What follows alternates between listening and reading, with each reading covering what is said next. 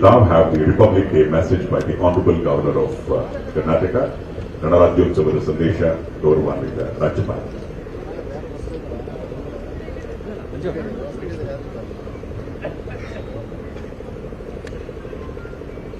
मैं 73वें गणतंत्र दिवस के अवसर पर कर्नाटक के महानुभावों को हार्दिक बधाई एवं शुभकामनाएं देता हूं।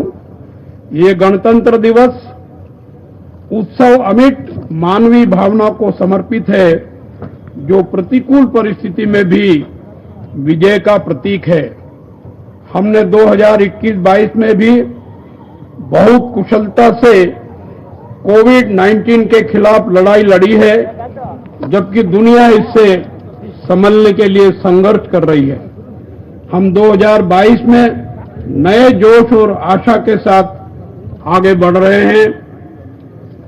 हमारी सरकार ने जनता के सहयोग से दिन रात काम किया है और हमने कोविड-19 महामारी को नियंत्रित करने में प्रभावी रूप से सफलता प्राप्त की है।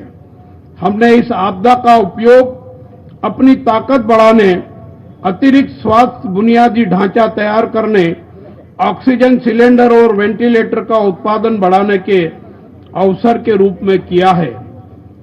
उल्लेखनीय है कि भारत 2 टीकों का उत्पादन करने के अलावा अन्य देशों को निर्यात करने में भी सफल रहा है।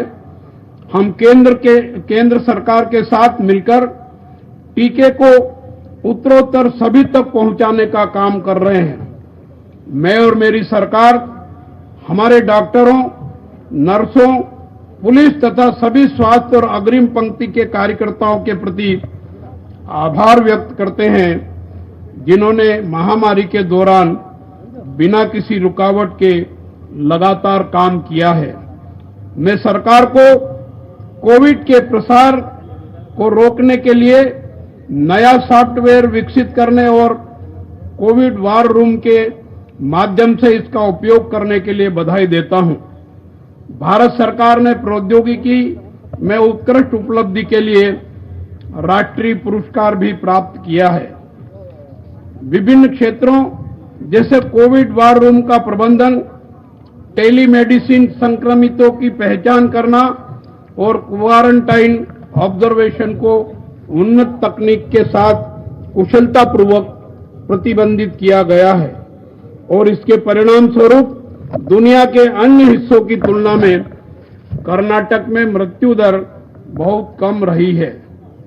मैं हमारे फील्ड स्टाफ, आपदा प्रबंधन टीमों और जिला प्रमुखों का भी अभिनंदन करता हूं, जिन्होंने उत्तर कर्नाटक क्षेत्र में भारी बारिश के कारण आई आपदा का प्रभावी ढंग से सामना किया है।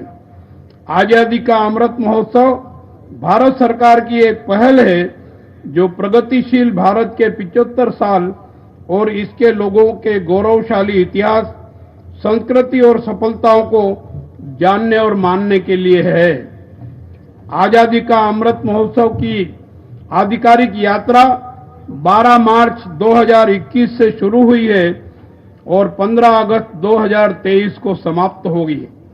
कर्नाटक राज्य देश के प्रगतिशील राज्यों में से एक है और आजादी का अमृत महोत्सव के अवसर पर अनेक महत्वपूर्ण कार्यक्रमों और योजनाओं का कार्यान्वयन कर रहा है।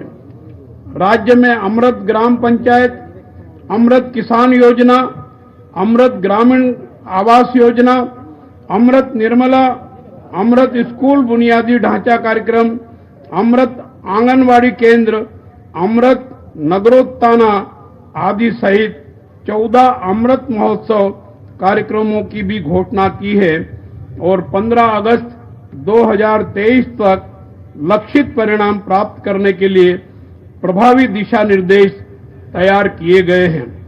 हमारे किसान हमेशा बारिश का स्वागत करते हैं, क्योंकि कर्नाटक में 75% से अधिक कृषि वर्षा पर निर्भर है।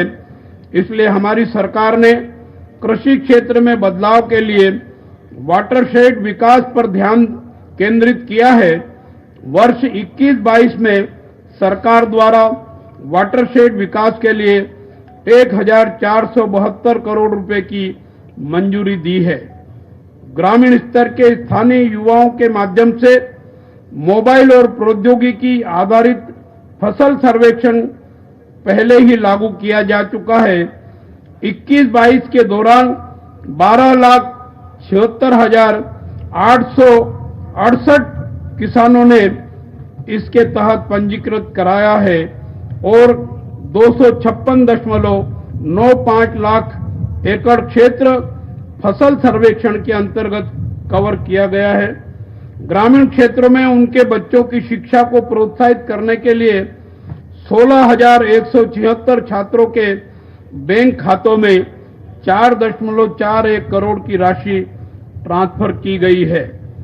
स्वास्थ्य विभाग ने वरिष्ठ चिकित्सा अधिकारियों, तकनीशियनों, सामान्य ड्यूटी चिकित्सा अधिकारियों के पदों को भरने के लिए विशेष भर्ती समिति का गठन किया है और 6 माह की अवधि के भीतर 746 तकनीशियनों और 1048 सामान्य ड्यूटी चिकित्सा अधिकारियों की नियुक्ति की गई है। विभिन्न श्रम अधिनियम के तहत 12,946 निरीक्षण किए गए और नियमों का उल्लंघन करने वाले मालिकों के खिलाफ 2018 मामले दर्ज किए गए हैं। विभिन्न श्रम न्यायालयों में निपटाए गए 2033 मामलों में 21,19,309 रुपए जुर्माना के रूप में भी एकत्रित किए गए हैं।